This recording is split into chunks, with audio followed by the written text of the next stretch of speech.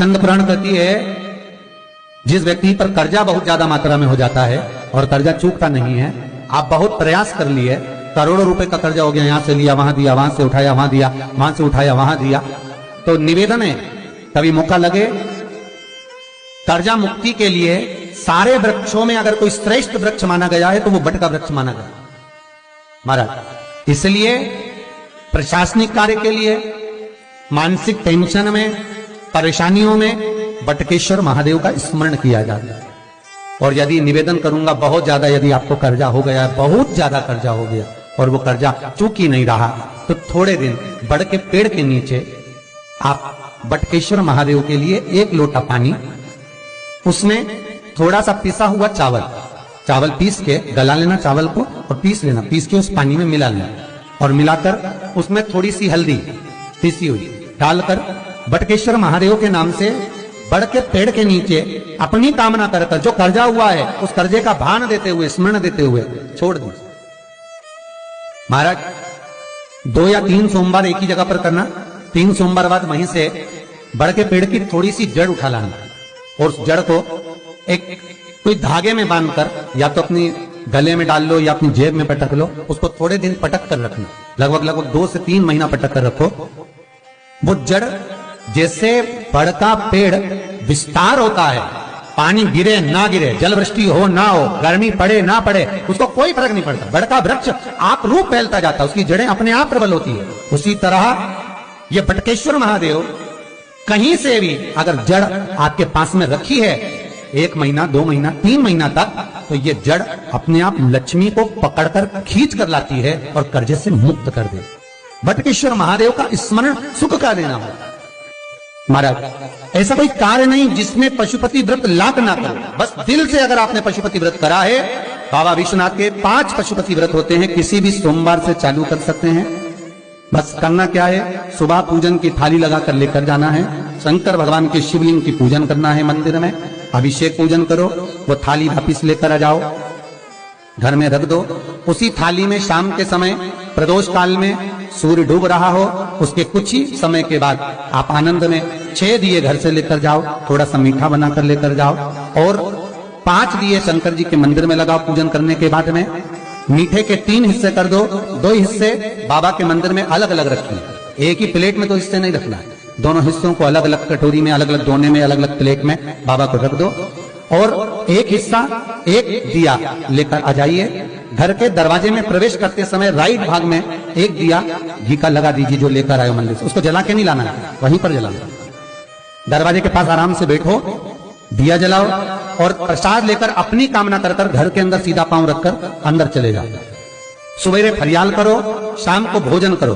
जब भोजन करो उस समय पर जो मीठे का आपने भोग लगाया था भोलेनाथ जी को, जिसका एक हिस्सा लेकर आए हो, सबसे पहले भोजन में वो हिस्सा खा। प्रसाद का जो हिस्सा लेकर आए हो उसमें से किसी को वो हिस्से में से प्रसाद नहीं देना, चाहे घर में बच्चे हो चाहे बड़े हो।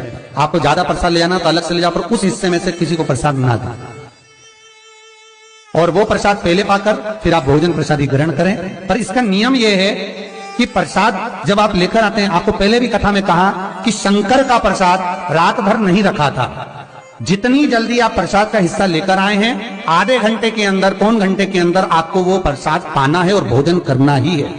ये नहीं कि सब आएंगे, इंतजार कर रहे हो, 10 बज गई, 11 बज गई, प्रसाद आपका इंतजार कर रहा है। जो प्रसाद है वो आपकी प्रतीक्षा कर रहा है, आपकी बाट जो रहा, आपका इंतजार कर रहा है। ये नहीं होना चाहिए। महाराज कितना सुंदर कहा है शास्त्रों में कि केवल एक देव अधिदेव महादेव एक ऐसे होते हैं जिनका प्रसाद रात भर नहीं रखा था। कहां से लिया है? प्रसाद लाकर ताजा रहता है जब तक आप खाते हैं, फिर वो फ्रिज में रख देते हैं। फ्रिज में रखा किसी ने खाया नहीं खाया, जितने समय तक फ्रिज में प्रसाद रखा रहता है वो इंतजार करता है कि कोई मुझे प्रसाद भक्षण करे। प्रसाद का मतलब होता है प्रभु का साक्षात दर्शन। प्रसाद का मतलब यही है, प्रसाद, प्रभु का साक्षात दर्शन। वो रखा जब ज्यादा समय हो जाता है तो घर में वो कष्ट प्रदान करने लगता है।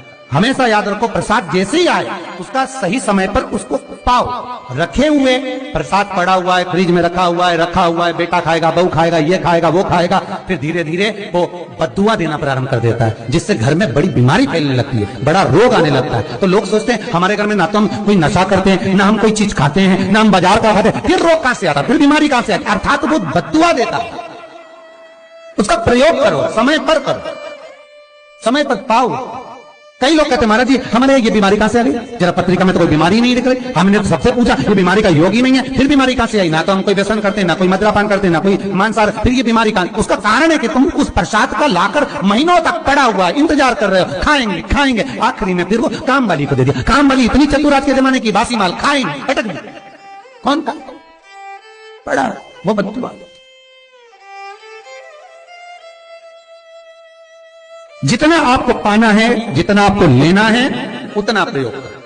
ज्यादा रखकर बहुत दिनों तक पड़ा है, थोर रखी है, मोहनथाल रखा है, लड्डू रखा है, पेड़ा रखा है, कुछ सामान रखा, नहीं भाई, जितना बने उतना लाओ, नहीं तो किसी को तुरंत बांट दो, समापन करो। पर अपने यहां पर बहुत दिन तक रखकर उसका बाबा स्वयं, मेरा श्री जी बाबा, मेरे तिरुपति बाबा, मेरा गोवर्धन नाथ, मेरा भोलेनाथ, उस प्रसाद के रूप में तुम्हारे घर में कितने दिन इंतजार करे कि मैं तेरे भीतर प्रवेश करूं, पर तू कराए नहीं, पड़ा है, रखा रहने दो, मन नहीं करता।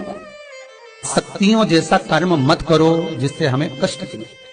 कई लोग कहते हैं हमने पशुपति व्रत करा, हमारा बहुत काम हुआ, कई लोग कहते हैं हमने करा पर हमको अभी तक, उसका कारण है कि तुम बहुत देर तक प्रसाद को इंतजार करा रहे हो।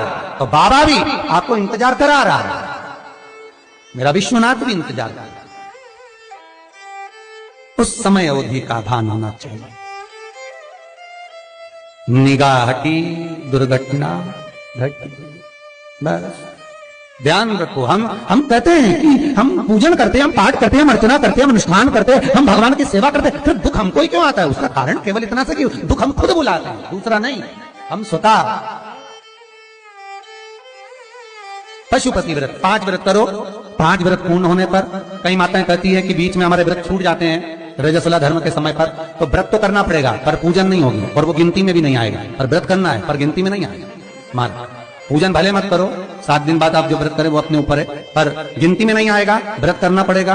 गिनती में तब आएगा जब दरवाजे पर आप दिया लगाएंगे, जितने दिए आपने लगाए उसी गिनती में आएगा। और महाराज 5 व्रत जब पूर्ण हो जाएं, 5वां व्रत रहे, तब एक नरियल श्रीफल, उस पर एक मोली नाड़ा लच्छा लपेट कर, उस पे 11 रुपए रखकर, कोई आपको किसी को ना भोजन कराना है ना भंडारा करना है, केवल मोली लच्छा लपेट कर 11 रुपए रखकर बाबा विश्वनाथ के सम्मुख में शंकर जी की वो जलाधारी जो गोल है माता जगत जननी का हस्तकमल, उसी पर रख देना है। विनती कर देना, बाबा मेरी ये कामना से मैंने ये व्रत किया।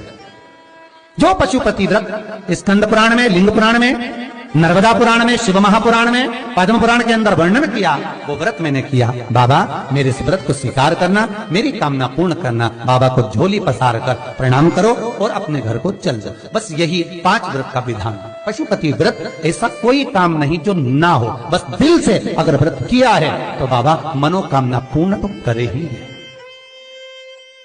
मनोकामना आप हमारे घर के, चाहे घर की धर्म पत्नी हो, चाहे भांजे हो, कोई प्रॉब्लम होती है मुझसे कह रहे थे पशुपति व्रत करना हो जाए। बस पशुपति व्रत में आपका भाव शुद्ध होना चाहिए। निर्मल चित्त निर्मल मन सो मोहि पावा, मोहि छल छिद्र कपट ना भावा। निर्मलता के भाव में भगवान मिल सकता है। और फिर निवेदन करूंगा, 1 लोटा पानी चढ़ाओ ना चढ़ाओ, पर बाबा से दिल से आप मिलो तो एक बार, दिल से उससे कहो तो। शिव शंकर का पशुपति व्रत केवल संसारिक मनुष्य ही नहीं करता, ये पशुपति व्रत देवता भी करते। देवता शिव साधारण नहीं है महाराज, उसका स्मरण मात्र। मां पार्वती कोई बेसन का आटे का उपटन नहीं लगाती थी। मां पार्वती गाय के गोबर को अपने तन पर लगाती थी। उस गोबर का उपटन जो निकाला गया उससे एक पुतला तैयार करा जिसको गणेश जी कहा गया। इसलिए हमारे हिंदू धर्म में लोग कहते हैं गोबर गणेश। माता पार्वती ने अपने तन पर से जो उपटन निकाला था, वो गाय का जो गोबर मां पार्वती अपने तन पर लगाती थी, उस गोबर से जो उपटन बना, उस उपटन का गणेश निर्माण हुआ। वही गोबर गणेश कहलाए। शादी ब्याह में आज भी गोबर गणेश को पूजा जाता है। शंकर को आधा चावल का दाना नहीं चढ़ता, आपको मालूम होगा। शंकर को आधा चावल का दाना नहीं चढ़ता। शंकर को फूटा हुआ नारियल नहीं चढ़ता।